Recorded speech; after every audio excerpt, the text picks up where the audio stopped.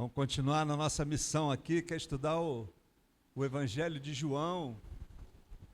E a nossa aula de hoje, ela vai ter o seguinte título: Jesus nos ajuda a enfrentar o mundo.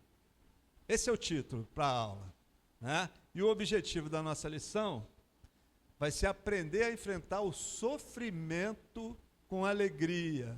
Difícil, né? Mas Jesus vai ensinar a gente como enfrentar o sofrimento com alegria. O pastor, agora no início, falou que tem alguns irmãos nossos aqui que estão doentes, estão sofrendo. Então, como é que a Bíblia nos orienta e nos instrui, né, a enfrentar esse tipo de situação? Nosso texto básico,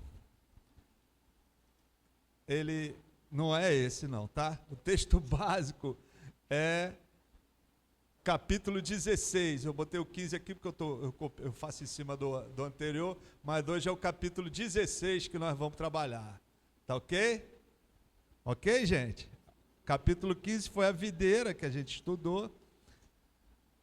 E hoje nós vamos trabalhar o capítulo 16. A sociedade bíblica brasileira, onde a minha Bíblia foi impressa, ela colocou o seguinte título: Sociedade Bíblica.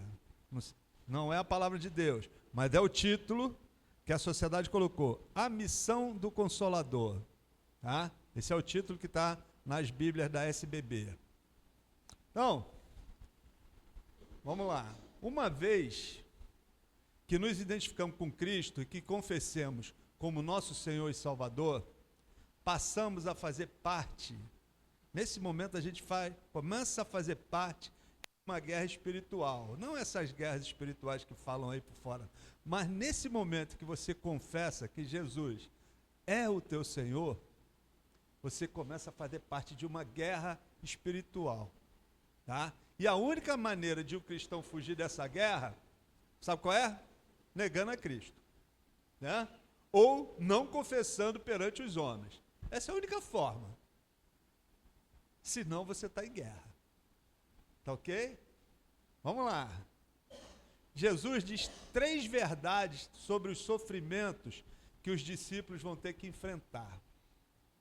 Então, vamos ver quais são essas verdades. Né? A primeira é o cristão não deve se escandalizar ou tropeçar quando for perseguido. Tá? Jesus avisa que a cruz e o sacrifício fazem parte da caminhada. E aí, no nosso texto aqui, capítulo 16, é o versículo 1. Como é que começa? Tenho-vos dito essas coisas para que não vos escandalizeis. Ó, já começa assim. Eu estou falando isso para vocês não se escandalizarem. Né? Começa assim, versículo 1.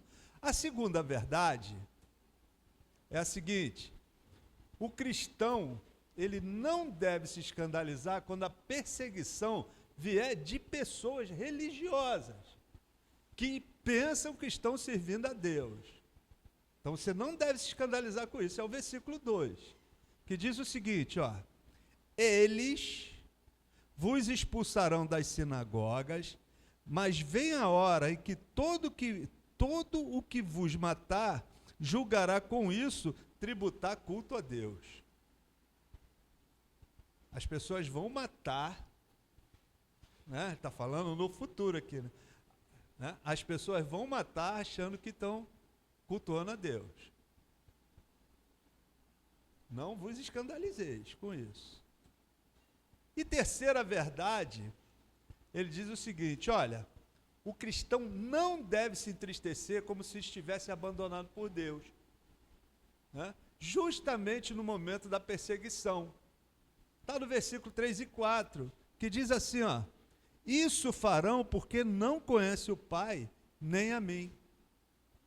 Ora, essas coisas vos tenho dito, para que quando a hora chegar, ou seja, ainda não chegou, para quando a hora chegar, vos recordeis de que eu vô-las disse. Não vô-las disse desde o princípio, porque eu estava convosco. Então, Jesus esteve, está e estará conosco para sempre. Deixou essas 3 verdades com a gente em relação. Então, vamos lá. Após esses esclarecimentos iniciais, isso na realidade foi um discurso.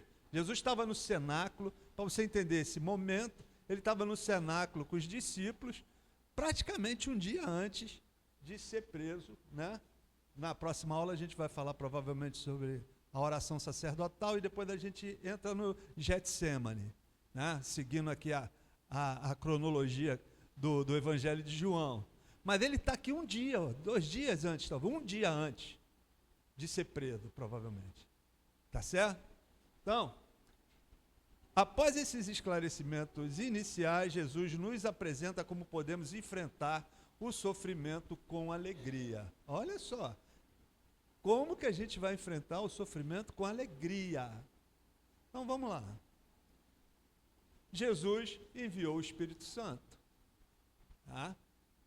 Então, está do versículo 5 ao 15, que eu vou ler agora. A proporção que a gente for andando, a gente vai lendo o capítulo 16.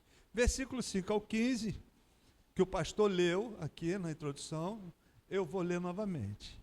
Diz assim, ó: mas agora vou para junto daquele que me enviou, e nenhum de vós me pergunta: para onde vais? Pelo contrário, porque vos tenho dito essas coisas, a tristeza encheu o vosso coração. Mas eu vos digo a verdade, convém-vos que eu vá, porque se eu não for, o Consolador não virá para vós outros. Se, porém, eu for, eu vou-lhe enviarei. Quando ele vier, convencerá o mundo do pecado, da justiça e do juízo. Do pecado, porque não crê em mim. Da justiça, porque vou para o Pai, e não me vereis mais. Do juízo, porque o príncipe desse mundo já está julgado. Tenho ainda muito que vos dizer, mas vós não podeis suportar agora.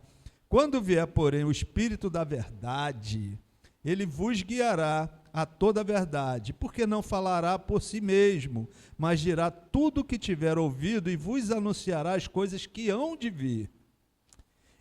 Isso é importante, esse versículo agora, para a gente entender.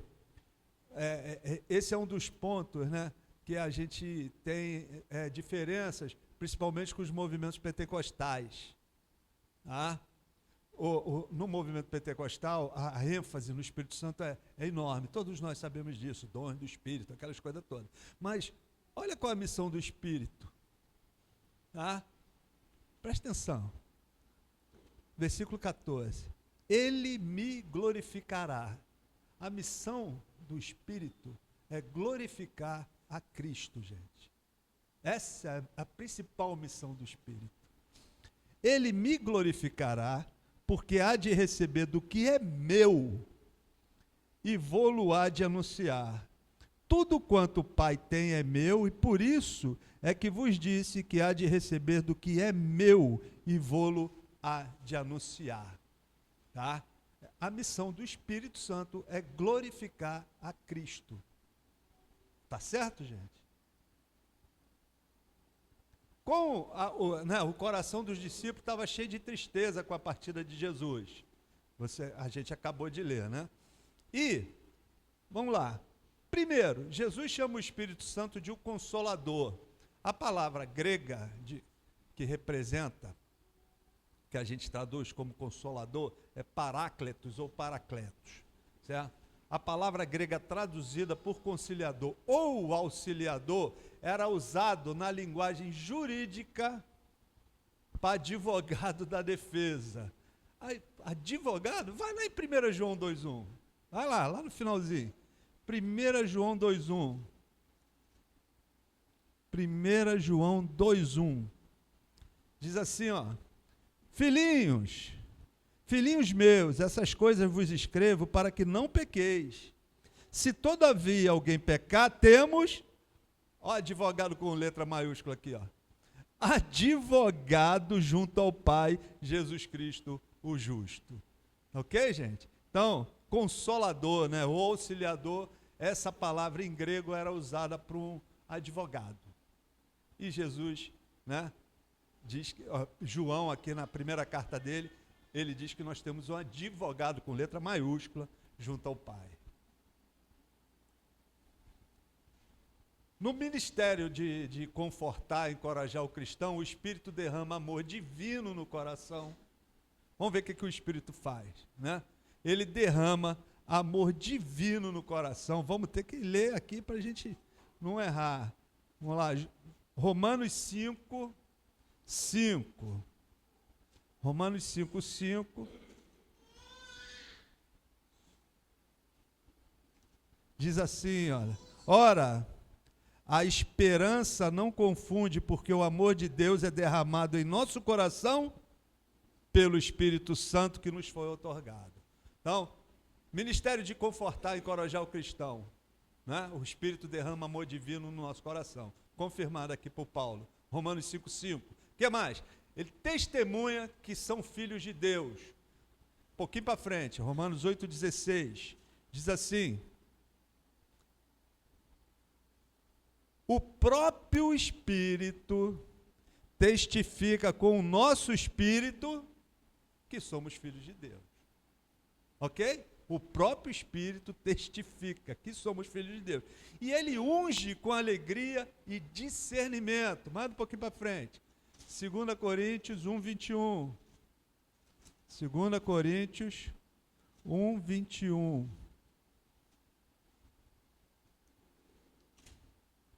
1, 21. Mas aquele que nos confirma convosco em Cristo e nos ungiu é Deus.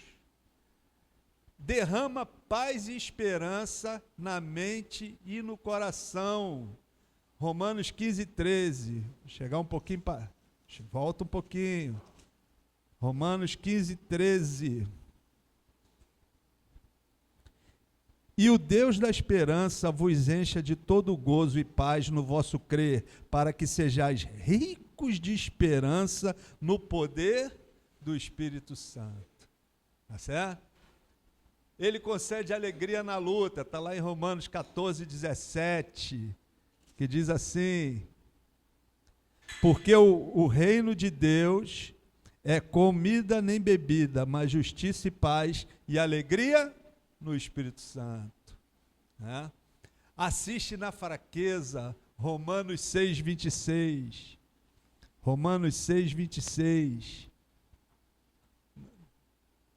6, 26? Não deve ser. Hã? Só vai até 23. Eu peguei essa referência. Alguém, se puder ver aí depois. Hã? 8, 26, né? 8, 26. Também o Espírito semelhantemente nos assiste em nossa fraqueza, porque não sabemos orar como convém, mas o mesmo Espírito intercede por nós sobremaneira com gemidos inexprimíveis. Eu fiz um óculos novo, não deu certo. Então, desculpa, gente, mas eu leio melhor do que isso. Então vamos lá.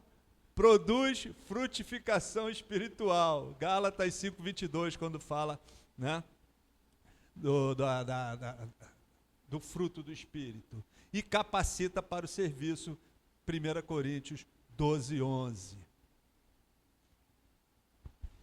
Então, e segundo, Jesus fala que se ele não for, o Espírito não virá.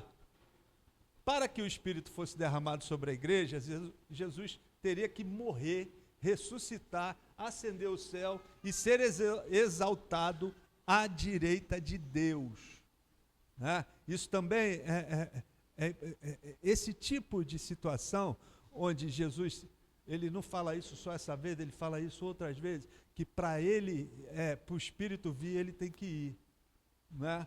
Isso, para quem estuda profecia, é muito importante para a nossa interpretação, quando a gente vê lá durante o arrebatamento da igreja, quando a gente compreende que quando Cristo levar a igreja, o Espírito vai junto. Né? Então, por quê? O Espírito habita o coração do crente. Então, no arrebatamento, ele leva a igreja. Então, o Espírito vai. Todo mundo, mas o Espírito não, vai ficar, né, da forma que ele funcionava no Velho Testamento.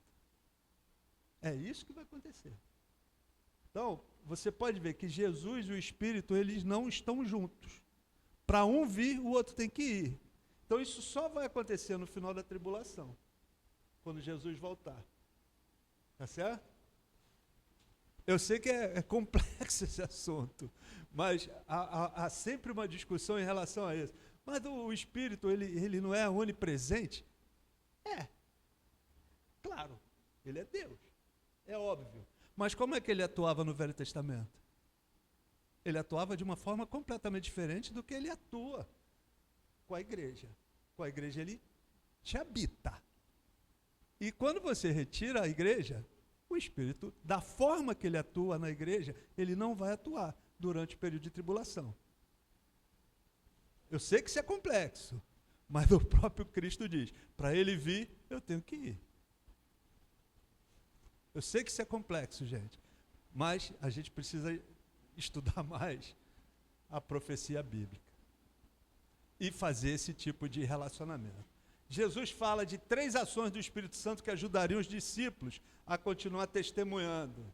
Primeiro, o Espírito Santo convence o mundo. É o que ele fala aqui dos versículos 8 a 11, né?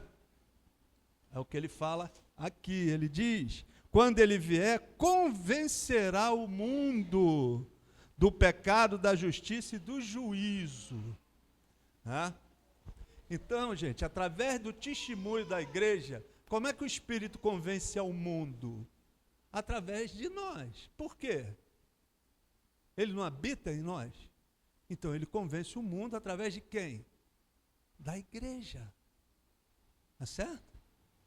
Então, através do testemunho da igreja, o Espírito Santo convence o mundo. O verbo convencer, que lá em grego é elegesei, ele significa trazer à luz, mostrar, persuadir, ou convicção interior. É isso que significa esse verbo. Tá? Na tradução que a gente lê aqui como convencer. Há um outro sentido também para o verbo, que é o de reprovar, corrigir, disciplinar e punir. Você também pode traduzir esse verbo dessa forma em várias passagens da Bíblia. É a mesma palavra, elegesei. A obra de convencimento ela é tríplice. Né? Quando você vê aqui, o que ele diz? Ó? Quando ele vier, convencerá o mundo do pecado, da justiça e do juízo. Tá certo? Versículo 8. Então, do pecado, pois somos pecadores por natureza. Tá? Então, o Espírito Santo vai nos convencer disso. Romanos 3:2-3. Da justiça salvadora que nos é oferecida em Cristo Jesus. Romanos 5:1. E do juízo, que será o julgamento daqueles que rejeitam a salvação em Jesus.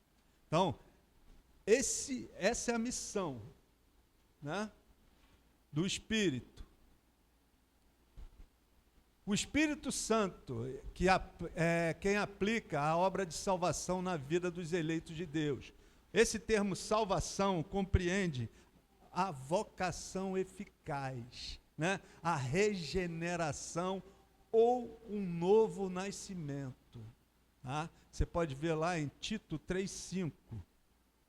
Deixa eu ver aqui, Tito 3,5. Vamos confirmar aqui. Filemon, chega em Tito. 3,5.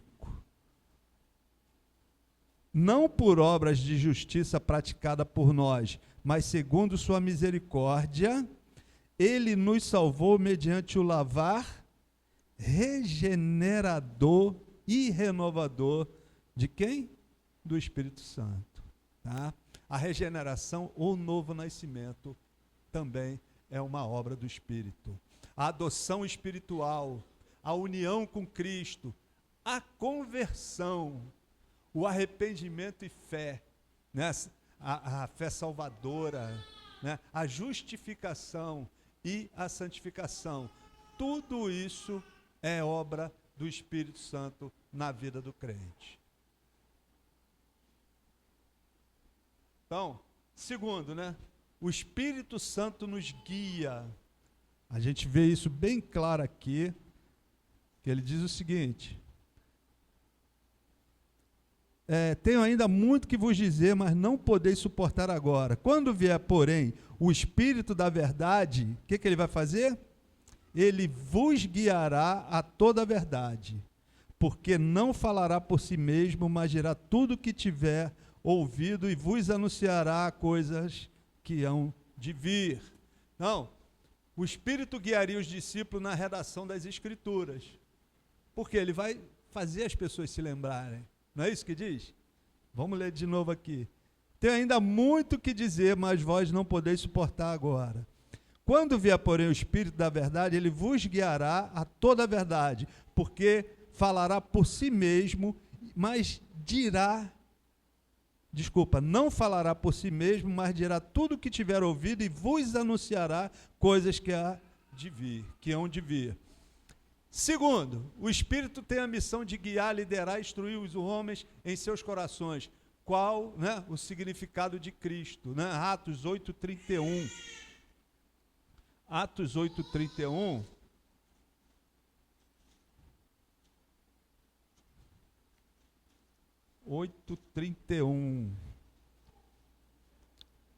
Ele respondeu: como poderei entender se alguém não me explicar?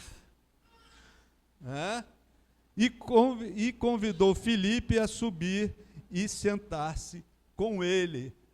O Espírito Santo vai te capacitar para fazer o que Filipe fez. Lembra dessa passagem do eunuco que estava lendo a Bíblia sem entender? E Filipe explicou para ele? Quem dá essa capacidade para você explicar? É você? Não, é o Espírito. Tá certo? Terceiro, o Espírito Santo guiaria a igreja na obra missionária, separando missionários. Já que eu estou em Atos 8, para ir no 13 é rapidinho aqui. Atos 13, 2. E servindo eles ao Senhor, e jejuando, disse o Espírito Santo: separai-me agora Barnabé e Saulo para a obra que os tenho chamado. Quem chama para missões é o Espírito Santo, não é você. Nas decisões doutrinárias também é o Espírito Santo que atua. E quanto aos lugares em que os missionários deveriam pregar, também é o Espírito que atua. Senão você quer ser missionário no circuito Elizabeth Arden, né? Não é isso? Roma, Milão, Nova York, né? Missão é no Complexo do Alemão, gente. É na Laminha, ali dentro da Cidade de Deus. Né? É no Complexo da Penha, no Complexo de Jacari. Fazer missão no Leblon é mole, né? Concorda? Não é você que define isso. Não é. O Espírito glorifica a Cristo. Nós já vimos aqui no versículo 14 e 15, né? A obra principal do Espírito é glorificar a Cristo. O que significa glorificar a Cristo? Primeiro, significa que a obra do Espírito está vinculada à obra de Jesus, quanto ao que Jesus ensinou e realizou. Se o Espírito fizer qualquer coisa diferente, não é o Espírito Santo, é qualquer outro Espírito. Né? Segundo, o Espírito revela à alma dos pecadores as riquezas da pessoa de Jesus, de tal maneira que ninguém pode reconhecer que Jesus é o Senhor, senão pelo Espírito. Você não tem como reconhecer se você não tiver o Espírito. Você jamais vai reconhecer a Cristo como o Senhor da sua vida. Só se você tem o Espírito.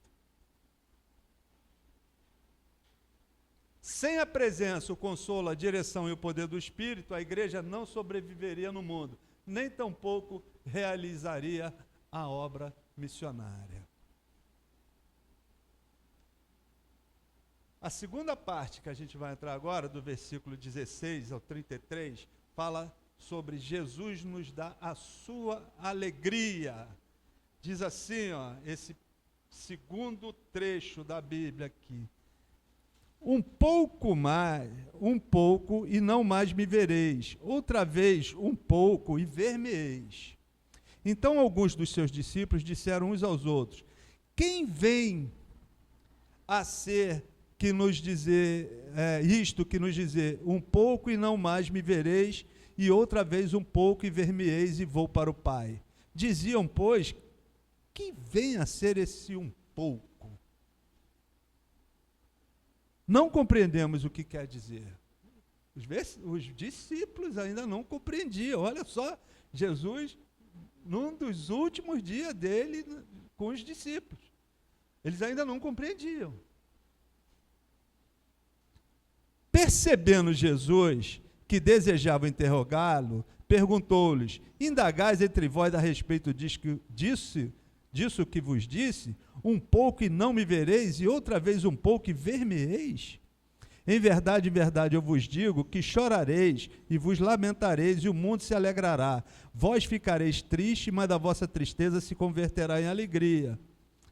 A mulher, quando está para dar à luz, tem tristeza, porque a sua hora é chegada. Mas depois de nascido o menino, já não se lembra da aflição, pelo prazer que tem em ter nascido ao mundo um homem.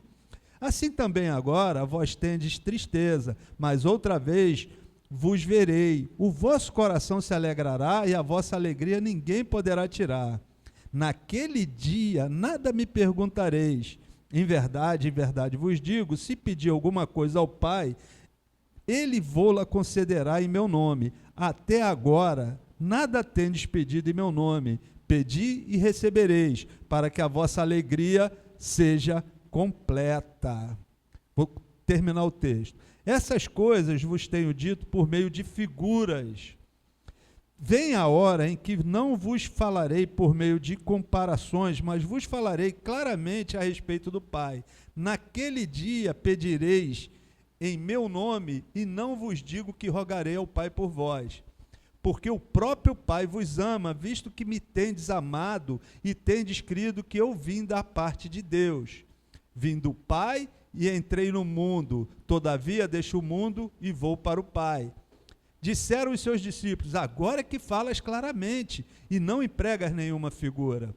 Agora vemos que sabes todas as coisas e não precisas de que alguém te pergunte. Por isso cremos que de fato vieste de Deus. Respondeu-lhe Jesus: credes agora? Agora? Né? Eis que vem a hora, e já chegada, em que sereis dispersos, cada um para a sua casa, e me deixareis só. Contudo, não estou só, porque o Pai está comigo. Essas coisas vos tenho dito para que tenhais paz em mim.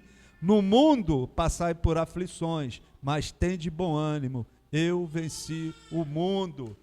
A tristeza causada pelas perdas, né, é um dos problemas mais difíceis para o ser humano resolver. Os discípulos estavam tristes, angustiados, porque perderiam a companhia de Jesus. O mestre amigo caminhava para a cruz nesse momento, e o seu destino era voltar para o Pai. Eles não compreendiam o que Jesus estava ensinando. Então Jesus vai nos ensinar agora 5 lições sobre tristeza e alegria. Tá? Vamos ver. Primeira lição: o cristão não está imune a choro e tristeza. A gente tem falado isso aqui desde o início do estudo, que cristão morre, cristão tem câncer, cristão é assassinado, cristão é atropelado. Cristão não está imune a nada, nem a tristeza, nem ao choro, nem ao sofrimento. Jesus diz que os discípulos enfrentariam o choro e o lamento. A fé em Deus não nos dá imunidade ou isenção de sofrimento. Não dá. Se alguém fala isso, crente não fica doente, é falta de fé, é um mentiroso. Crente fica doente, não é falta de fé, não. Não devemos ter uma atitude de indiferença em relação ao sofrimento também, e às tribulações que passamos. Não negue a dor e os sofrimentos da vida em nome de uma falta de espiritualidade. Ah, não, está tudo bem, tu está morrendo de dor ali, todo... Não, está tudo bem. Não está, não. Não está, não. Segunda verdade: A tristeza do cristão é passageira, né? Jesus diz, agora vós tendes tristeza, né? É o momento da cruz, gente, de sofrimento e da minha morte. É disso que Jesus está falando. Mas essa tristeza que se inicia na sexta-feira vai acabar no domingo da ressurreição. Está no versículo 20, né? O que ele diz aqui no versículo 20? Em verdade, eu vos digo que chorareis e vos lamentareis, e o mundo se alegrará. Vós ficareis tristes, mas a vossa tristeza se converterá em alegria. O choro pode durar uma noite inteira, mas a alegria vem pela manhã. Não é isso que nós cremos? Aprendemos com Pedro que as provações acontecem. Eu vou até ler essa, que essa é muito... As provações acontecem. 1 Pedro 1,6. Nisso exultais. Olha como é que Pedro fala. Nisso exultais. Embora no presente, por breve tempo, se necessário, sejais contristados por várias provações. Olha o que Pedro diz. Nisto exultais. É muito difícil, não é? Olhando para dentro de nós, com essa fraqueza do pecado que ainda habita, né? Você ficar exultado com o sofrimento. Nisto exultais, né? Observe que ele destaca a necessidade e a brevidade da provação. Sabemos que escatologicamente, né, por causa do sacrifício de Jesus, já está determinado que no novo céu e na nova terra não haverá dor, morte ou tristeza. Né? Se a gente vai para a escatologia, você pode ir lá em Apocalipse 21:4, que fala sobre o novo céu e a nova terra, que diz o quê? E lhes enxugará dos olhos toda lágrima, e a morte já não existirá. Lá não haverá luto, nem pranto, nem dor, porque as primeiras coisas passaram. Essa é a nossa bendita esperança. Enquanto você estiver aqui, nesse mundo, que jaz no maligno, né, sob a gerência do príncipe desse mundo, nós vamos sofrer, cara, não tem como. Terceira verdade, né, a alegria de Jesus nos é dada por transformação e não por substituição. O que isso quer dizer? Jesus usa a figura da mulher que está para dar à luz, no versículo 21, lembra que nós lemos? A mesma criança que foi causa da dor também causou a alegria. A dor da mãe não foi substituída, mas transformada em alegria. Entendeu a diferença agora? Deus transforma maldição em bênção. Tá certo? Deuteronômio 23:5. Deus faz com que o mal feito para nós seja transformado em bem. Foi o que aconteceu com José do Egito, lá em Gênesis 50:20. Né? Lembra dessa passagem? Quando ele se mostra para os irmãos. Lembram da passagem? O que ele fala para os irmãos? Né?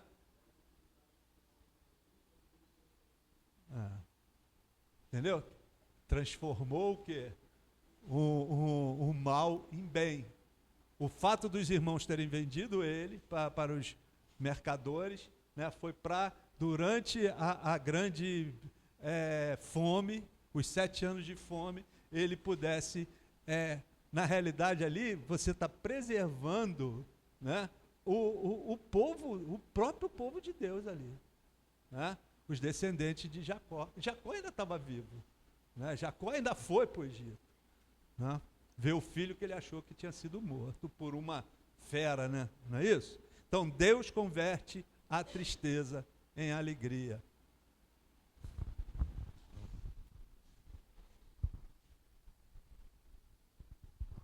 Na verdade, os irmãos dele queriam matar ele, né? Esse foi o intuito quando jogaram ele naquela cisterna lá, né? E Deus ali mudou o coração deles e deixou que eles vendessem. Porque se ele tivesse sido morto, não teria como está ali no Egito sendo braço direito de Faraó, né, ser colocado ali naquela posição de governador, e para sustentar o povo todo, não só a família dele, mas o povo que pôde comer daquela comida que foi milagrosamente colocada nos silos e pôde ajudar todo o povo de Deus. Quarta verdade que Jesus nos ensina, né? A alegria produzida pela ressurreição de Jesus é indestrutível, né? A alegria relaciona-se com a contemplação do Cristo ressurreto, né? Foi o que aconteceu no domingo da ressurreição, né? Eu vou até ver aqui, João 20:20. O que acontece? Nós vamos ainda estudar isso mais um pouco na frente. João 20:20 diz assim, olha... E dizendo isto, lhes mostrou as mãos e o lado. O que aconteceu com os discípulos? Alegraram-se, portanto, os discípulos ao verem o Senhor, né? A alegria produzida pela ressurreição é indestrutível, né? Essa alegria ninguém poderá tirar. Pedro escreveu sobre essa alegria indestrutível, lá em 1 Pedro, né? Vou repetir de novo, 1 Pedro 1,6. Ele diz, nisso exultais, né? Embora no presente, por breve tempo, se necessário, sejais contristados por várias provações. Nisso exultais. O que é exultar? Né? É alegrar-se. Quinta verdade. A alegria que precisamos é recebida através da oração. Tá? Para enfrentarmos o sofrimento do mundo, precisamos orar. Está no versículo 23 e 24, né? No versículo 23 e 24 diz assim, naquele dia nada me perguntareis. Em verdade vos digo, se pedirdes alguma coisa ao Pai, Ele vô-lo concederá em meu nome. Até agora, nada tendes pedido em meu nome. Pedi e recebereis, para que a vossa alegria seja completa. Jesus destaca algumas lições sobre a oração. Primeira lição, orar é pedir ou requisitar algo a um ser superior que tem condição de atender. É isso que é orar. Orar é pedir ao Pai em nome do Filho, né? O Pai nos ama e escuta as nossas petições. Bruno, Filipenses 4,19.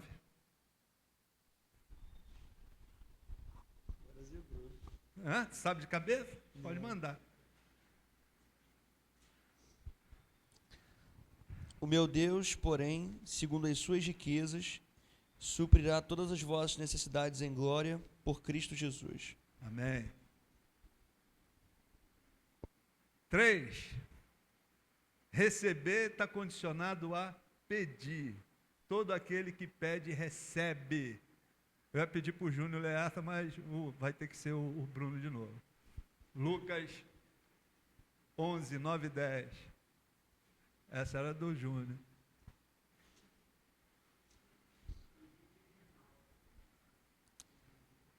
No microfone. E eu vos digo a vós, pedi e dar-se-vos-á, buscai e achareis, batei e abrir-se-vos-á. Porque qualquer que pede, recebe, e quem busca, acha, e a quem bate, abre-se-lhe-á. Pode ir para Tiago 4. Há casos em que pedimos e não recebemos também. Vai lá, Bruno. Também essa é tua. Né? Então passa para o Júnior aqui, Tiago 4, 2, 3. Não é que eu fico lembrando de quem está trabalhando os livros. Cobiçais, nada tendes, matais e invejais, e nada podeis obter. Viveis a lutar e a fazer guerras, nada tendes, porque não pedis. Pedis e não recebeis, porque pedis mal, para esbanjardes em vossos prazeres. Não significa que tudo que você pede vai receber, né, gente? Pedir e pedis mal, para esbanjares, né, no seu próprio prazer. Né? Deus não vai conceder. Não tem essa. Eu sempre falo que Deus responde toda a oração, né? Com sim ou com não. Mas responder, Ele responde. Pode ter certeza. Todo mundo acha que é com sim, né? Mas Deus responde não também. 4, Deus responde nossa oração para que a nossa alegria seja completa, né? A palavra completa também vem lá do grego plerou, significa encher completamente ou satisfazer plenamente. A oração traz alegria divina para dentro do nosso coração. Lá em 1 Samuel 1,18, você vê a conclusão da oração de Ana. Lembra da oração de Ana? Deixa eu achar aqui. 1 Samuel, eu estou em segunda ainda, 1 Samuel 1,18. Todo mundo lembra da oração de Ana, né? Como é que termina aqui, né? Vou no 17, para a gente entender melhor o 18. Isso aqui é a oração de Ana. A oração e o voto de Ana. Então lhe respondeu Eli, o sacerdote, né? Vai-te em paz e o Deus de Israel te conceda a petição que lhe fizeste. E disse ela: ache a tua serva mercê diante de ti. Assim a mulher se foi, seu caminho, e comeu, e o seu semblante já não era triste. Né? A oração traz o quê? A alegria divina para dentro do nosso coração. Essa é uma passagem muito bonita, né? Concluindo os discursos no cenáculo da última noite com seus discípulos, Jesus faz 3 afirmações básicas. Primeira, quanto à sua agenda pessoal, né? Ele veio de Deus, ou seja, uma revelação. Né? Ele entrou no mundo, encarnação, e ele deixa o mundo e vai para o Pai. Morte, ressurreição e ascensão. Segunda, quanto aos seus discípulos, ele diz que os discípulos eram crentes amados por Deus e que se dispersariam durante a sua paixão e morte. Terceiro, quanto ao Pai, estaria com ele durante seu sofrimento. Ele não estaria sozinho, foi isso que ele falou para os discípulos. Concluindo, não conclusão ainda, concluindo, Jesus encerra o seu discurso com uma palavra de encorajamento, né? Ele encerra o discurso com uma palavra de encorajamento, lá no 33, né? No versículo 33, diz o seguinte: estas coisas vos tenho dito para que tenhais paz em mim. No mundo passais por aflições, mas tende bom ânimo, eu venci o mundo. O que Jesus diz em sua palavra visa trazer paz ao nosso coração. Segundo, enquanto estivermos nesse mundo, passaremos por aflições, mas nenhuma aflição poderá destruir a alegria de conhecer a Jesus. Tiago 1, 2 a 4.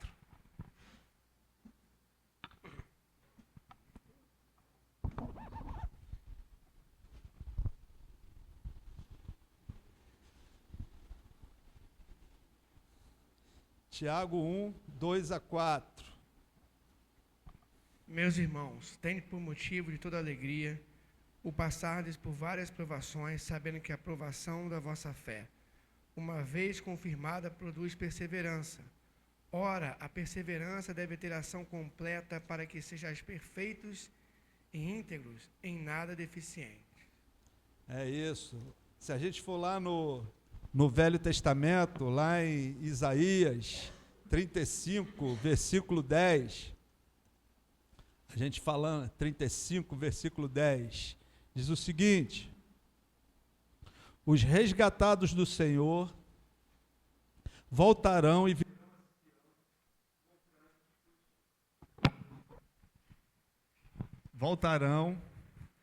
virão a Sião com cânticos de júbilo, alegria eterna coroará a sua cabeça, gozo e alegria alcançarão, e deles fugirá a tristeza e o gemido. Amém, gente?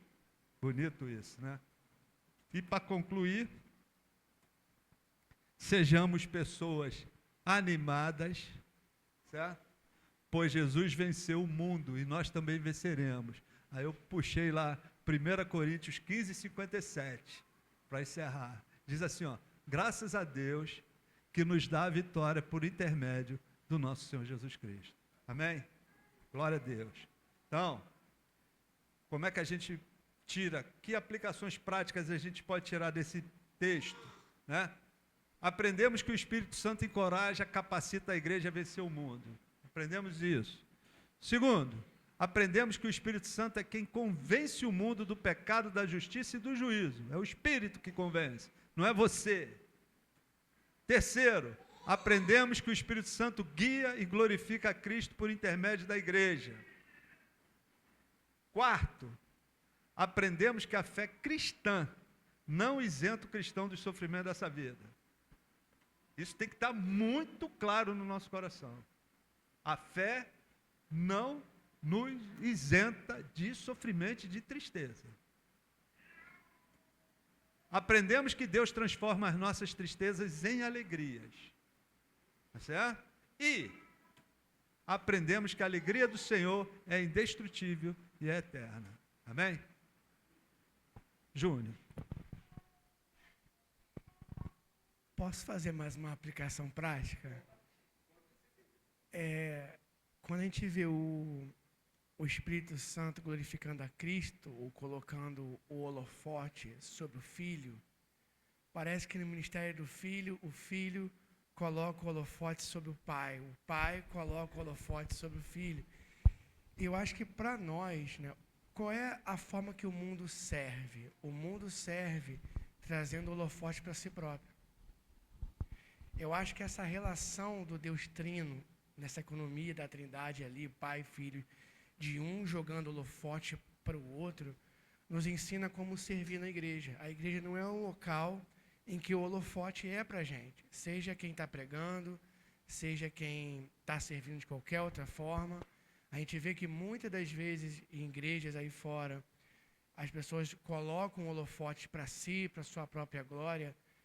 Eu acho que a forma como a Trindade ela trabalha e serve, de não buscar o próprio holofote, jogar o holofote para o outro, a nossa forma de servir na igreja deve jogar sempre o holofote para a glória de Deus e de Cristo. Sabe, eu acho que me ensina muito a forma como a Trindade caminhava e a forma como a gente deve servir na igreja local, jogando o holofote para Cristo e a gente sumir mesmo do mapa quando a gente serve.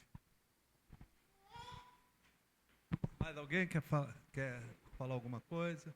Dar algum testemunho? Não? Então, gente, ora vem, Senhor Jesus. Vamos pedir aqui o Rafael para encerrar com uma oração a nossa escola bíblica. Maravilhoso, maravilhoso Deus Pai. Muito obrigado, Senhor, porque Tu nos enviaste Teu Filho Jesus. Teu Filho nos enviou o Espírito Santo, Pai, que tem nos acudido na vida aqui nesse mundo, onde temos tribulações, dificuldades, ó Pai, onde somos acusados, onde somos, ó Pai, perseguidos. Mas o Senhor nos sustenta pela Sua força, Pai. Teu Santo Espírito nos traz alegria, nos traz a capacidade, ó Pai, de resistirmos aos sofrimentos inerentes ao mundo caído, inerentes, ó Pai, a um mundo que é dominado pelo maligno. O Teu Espírito, Pai, nos capacita a lembrar-nos da Sua palavra, a olharmos, Senhor, para a Sua Escritura, tirarmos ali motivos, ó Pai, de alegria, de sorriso, porque lemos as Tuas promessas, ó Pai, as futuras que foram cumpridas, Senhor, no sangue de Jesus derramado naquela cruz, nos salvando, Pai, do nosso pecado, da ira vindoura, ó Pai, nos levando para uma eternidade junto a Ti. Te agradecemos, ó Pai, por Teu Santo Espírito, que nos capacita a nos alegrarmos, a obedecer a Sua vontade, que nos capacita, ó Pai, a mesmo em meio a perseguições, falar e viver o Seu amor, que cada vez mais, Senhor, busquemos, nos enchermos, Senhor, desse Espírito, através da leitura da Sua palavra, através da oração, do jejum, ó Pai, buscando ao Senhor, para que tenhamos, ó Pai, força, poder para resistirmos a esse mundo, às nossas, Senhor, concupiscências, às investidas, Senhor, do nosso inimigo. Nada podemos sem Cristo, nada podemos, ó Pai, sem o Teu Espírito, nada podemos, ó Pai, sem Ti. Te agradecemos por tamanha demonstração de amor. Em nome de Jesus. Amém.